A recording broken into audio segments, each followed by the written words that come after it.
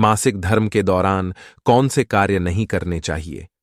दोस्तों, एक बार माता लक्ष्मी और भगवान विष्णु क्षीर सागर में शेषनाग की शैया पर विश्राम कर रहे होते हैं। तभी देवी लक्ष्मी भगवान विष्णु से पूछती हैं, हे प्रभु, आज मेरे मन में एक शंका उत्पन्न हो रही है। केवल आप ही मेरी इस शंका का समाधान कर सकते हैं। भगवान विष्णु कहते हैं, हे प्रिय, तुम्हारे मन में जो भी शंका हो, निसंकोच होकर पूछो।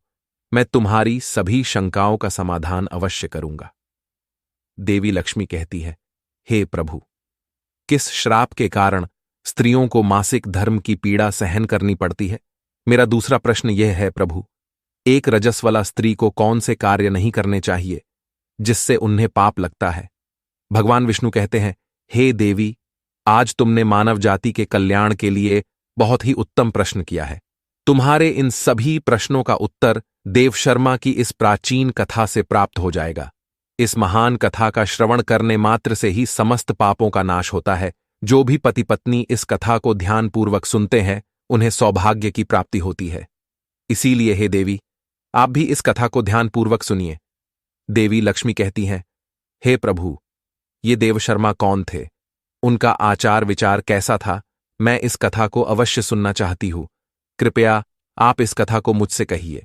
मैं इसे ध्यानपूर्वक पूरा अवश्य सुनूंगी। भगवान विष्णु कहते हैं, हे देवी, पूर्वकाल की बात है। मध्य देश में एक अत्यंत शोभायमान नगरी थी। उस नगरी में देवशर्मा नाम के ब्राह्मण रहा करते थे। देवशर्मा को समस्त शास्त्रों और वेदों का ज्ञान था। वह परम बुद्धिमान, गुणवान तथा धर्म कार्य में तत्पर रहता था। सभी वर्णों के लोग उन्हें बड़ा सम्मान देते थे। वे प्रतिदिन यज्ञ, दान, धर्म तथा संध्या उपासना किया करते थे। वे पशु, पुत्र, बंधु बांधव तथा धन संपत्ति से संपन्न थे। देवशर्मा की पत्नी का नाम भगना था। वह भी अत्यंत चरित्रवान, गुणवान तथा पतिव्रता धर्म का पालन करने वाली स्त्री थी। फिर एक दिन देवशर्मा ने अपने घर पर सत्यनारायण की पूजा रखी और सभी ब्राह्मणों को स्वयं जाकर निमंत्रण दिया। नगर में निवास करने वाले समस्त मनुष्यों को उसने पूजा के लिए तथा भोजन के लिए बुलाया।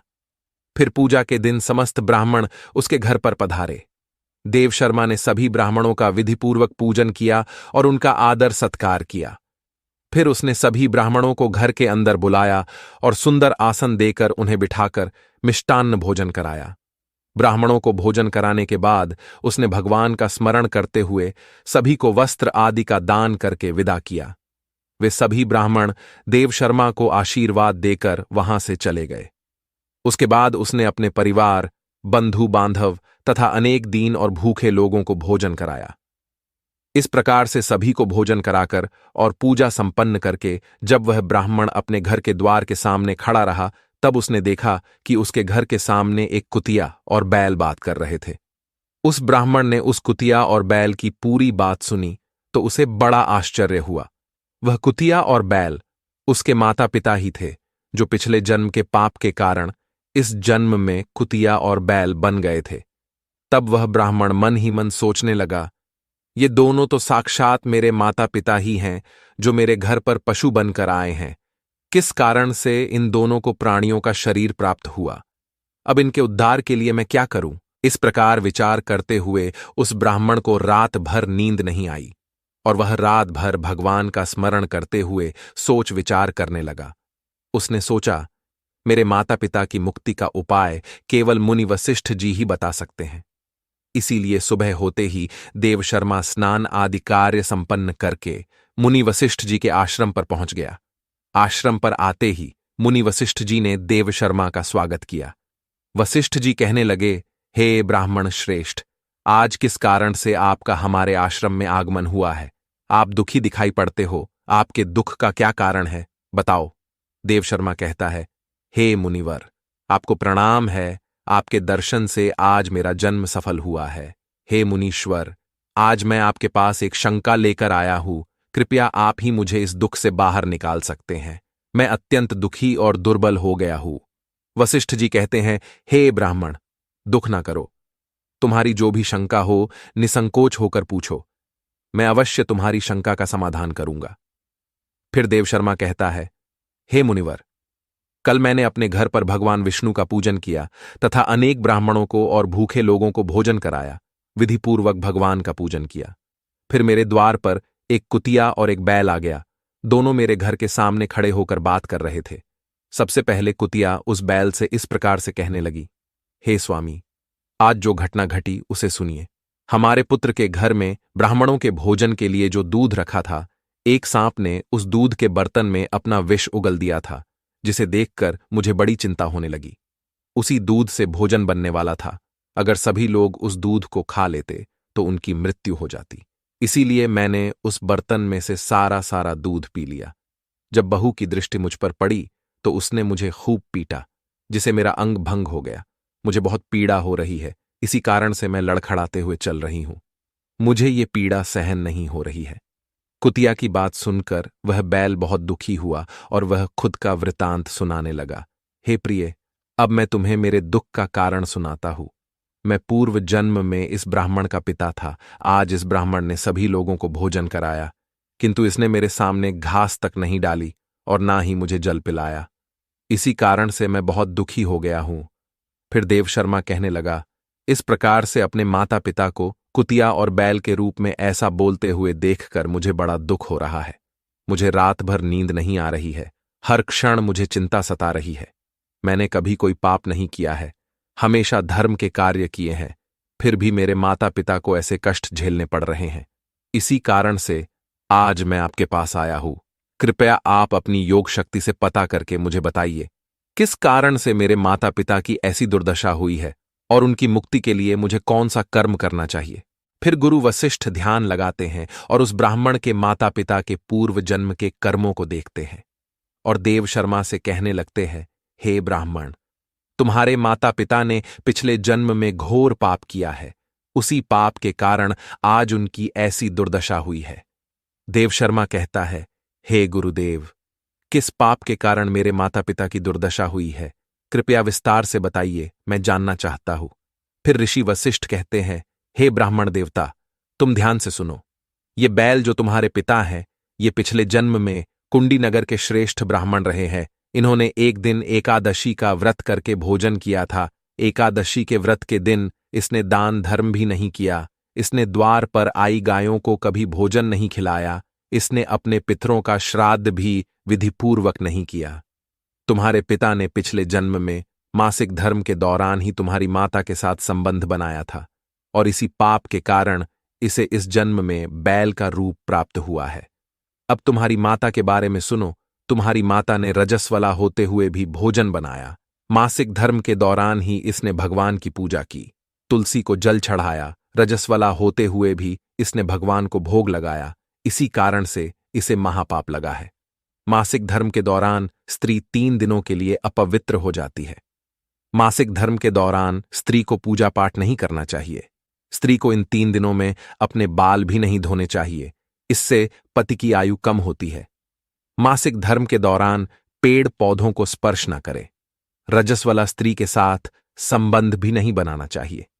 जो पुरुष रजस्वला के साथ संबंध बनाता है उसे ब्रह्म हत्या का पाप लगता है। जो रजस्वला के वस्त्रों को स्पर्श करता है उसे भी पाप लगता है। रजस्वला स्त्री के शरीर में 3 दिनों तक ब्रह्म हत्या का पाप निवास करता है और चौथे दिन ही वह स्नान करके पवित्र हो जाती है। चौथे दिन स्नान करने के पश्चात रजस्वला स्त्री को अपने पति का मुख देखना चाहिए, अन्य किसी पुरुष का मुख नहीं देखना चाहिए। यदि पति समीप ना हो तो सूर्यदेव के दर्शन करने चाहिए। गुरु वशिष्ठ कहते हैं, हे ब्राह्मण, इसी पाप के कारण तुम्हारे पिता को बैल और तुम्हारी माता को कुतिया का जन्म प्राप्त हुआ है। देव शर्मा कहता है, हे मुनीश्वर, अब आप मुझे मेरे माता पिता की मुक्ति के लिए उपाय बताइए। वशिष्ठ जी कहते हैं, हे ब्राह्मण, तुम किसी भी अमावस्या के दिन अपने माता पिता की मुक्ति के लिए श्राद्ध तथा तर्पण करो और दान धर्म करो। गाय की सेवा करो और गौ माता को मिष्ठान्न खिलाओ और अपने माता पिता की मुक्ति के लिए भगवान से प्रार्थना करो। फिर ब्राह्मण वही करता है और फिर उसके माता पिता को समस्त पापों से मुक्ति मिलती है। भगवान विष्णु माता लक्ष्मी से कहते हैं, हे देवी, मैंने तुम्हें रजस्वला स्त्री को कौन से कार्य नहीं करने चाहिए इस विषय में बता दिया है। अब मैं तुम्हें बताता हूं किस कारण से स्त्री को मासिक धर्म से गुजरना पड़ता है। सत्ययुग में कालकेय नाम से प्रसिद्ध दानव हुआ करते थे। दानव होने के कारण उनका स्वभाव उग्र था और वे हमेशा ही युद्ध करने के लिए तत्पर रहते थे। फिर एक दिन सभी दानव वृत्रासुर के साथ मिलकर स्वर्गलोक पर चढ़ाई करने लगे। उन असुरों के पास भयंकर शक्तिशाली अस्त्र थे जिसका देवता सामना न कर सके और भागकर ब्रह्मदेव के पास चले गए। फिर ब्रह्मदेव ने उन्हें असुरों को परास्त करने का उपाय बताते हुए कहा, हे इंद्र, तुम इसी क्षण महर्षि दधीचि के पास जाओ। वे उनके शरीर की हड्डियों से तुम्हें अस्त्र शस्त्र प्रदान करेंगे। उन्हीं अस्त्रों का प्रयोग करके तुम वृत्रासुर का वध कर सकोगे। फिर सभी देवता महर्षि दधीचि के आश्रम पर जाते हैं और उन्हें प्रार्थना करके अस्त्र प्रदान करने की विनती करते हैं। फिर संसार के कल्याण के लिए महर्षि दधीचि अपने शरीर की हड्डियों से अस्त्र शस्त्र निर्माण करते हैं। उन्हीं अस्त्रों में से एक वज्र नाम का अस्त्र होता है जिसे देवराज इंद्र धारण कर लेते हैं। फिर सभी देवता गण वृत्रासुर के साथ युद्ध करने के लिए निकल जाते हैं। देवताओं और दानवों के बीच भीषण युद्ध होता है। सभी देवता आकाश में दानवों से युद्ध के लिए एकत्रित हो जाते हैं और प्रहार करने लगते हैं। अग्निदेव अग्नि के प्रहार से दैत्यों को दग्ध करने लगते हैं। अग्नि के प्रभाव से दैत्यों का अंग अंग जलने लगता है। फिर वरुण देव जल की वर्षा से दैत्यों को डुबो देते हैं, जिससे दैत्य त्राही त्राही करने लगते हैं। अनेक दिनों तक इस प्रकार से दैत्यों और देवताओं के बीच में भीषण युद्ध चलने लगता है। फिर देवराज इंद्र और वृत्रासुर आमने सामने आ जाते हैं। दोनों के बीच भीषण युद्ध होता है और फिर देवराज इंद्र अपने वज्र का प्रहार करके वृत्रासुर को मार डालते हैं। उस दानव वृत्रासुर की मृत्यु होते ही उसके शरीर से ब्रह्म हत्या बाहर निकलती है और इंद्र का पीछा करने लगती है। फिर वह ब्रह्म हत्या इंद्र के शरीर में प्रवेश कर लेती है, जिससे इंद्र को ब्रह्म हत्या का पाप लगता है। देवराज इंद्र ब्रह्मदेव के पास जाते हैं और उनसे ब्रह्म हत्या से छुटकारा दिलाने के लिए कहते हैं।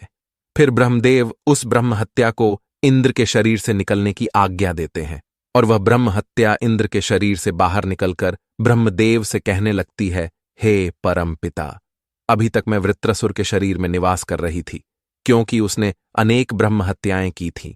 जब इंद्र ने उसकी हत्या की तो मैं इंद्र के शरीर में वास करने लगी। अब आप ही मुझे कोई उचित स्थान दीजिए जहां पर मैं रह सकूं। फिर ब्रह्मदेव कहते हैं, हे ब्रह्म हत्या, मैं तुम्हें उचित स्थान देता हूं। फिर ब्रह्मदेव ने ब्रह्म हत्या के 4 भाग किए और कहा, हे ब्रह्म हत्या, तुम्हारा एक चौथाई भाग अग्नि के भीतर रहेगा। जो भी मनुष्य अग्नि को आहुति नहीं देगा, तुम उसके शरीर में प्रवेश कर लेना। तुम्हारा दूसरा एक चौथाई भाग जल के भीतर रहेगा। जो भी जल में थूकेगा अथवा मलमूत्र का त्याग करेगा, तुम उसके शरीर में प्रवेश करोगी।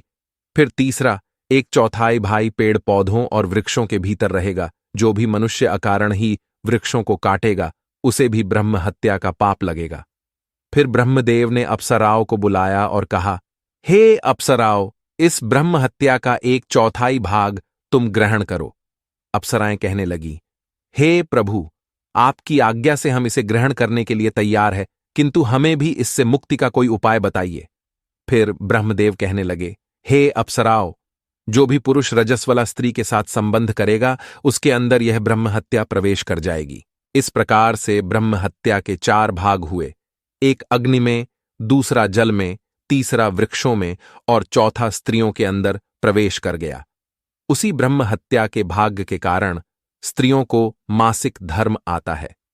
जो भी पुरुष मासिक धर्म के दौरान स्त्रियों को स्पर्श करता है अथवा उनके साथ संबंध बनाता है, उसे ब्रह्म हत्या का पाप लगता है। भगवान विष्णु कहते हैं, हे देवी, इस प्रकार से मैंने आपको स्त्री के रजस्वला होने के पीछे की कथा और रजस्वला स्त्री को कौन से कार्य नहीं करने चाहिए आदि के विषय में बता दिया है। मां लक्ष्मी कहती है, हे प्रभु, आज आपने मुझे बहुत ही महत्वपूर्ण ज्ञान दिया है। मैं भी आपको वचन देती हूं, जो भी स्त्री मासिक धर्म के दौरान पूजा पाठ करेगी, पति के साथ संबंध रखेगी, उसके घर में मैं प्रवेश नहीं करूंगी। तो दोस्तों, इस प्रकार से मासिक धर्म के दौरान स्त्रियों को यह कार्य नहीं करने चाहिए। आपको यह कथा कैसी लगी, कमेंट करके जरूर बताएं। जानकारी अच्छी लगी तो वीडियो को लाइक जरूर करें। कमेंट में जय श्री हरि विष्णु अवश्य लिखें। साथ ही चैनल को सब्सक्राइब करें। आप सभी का धन्यवाद।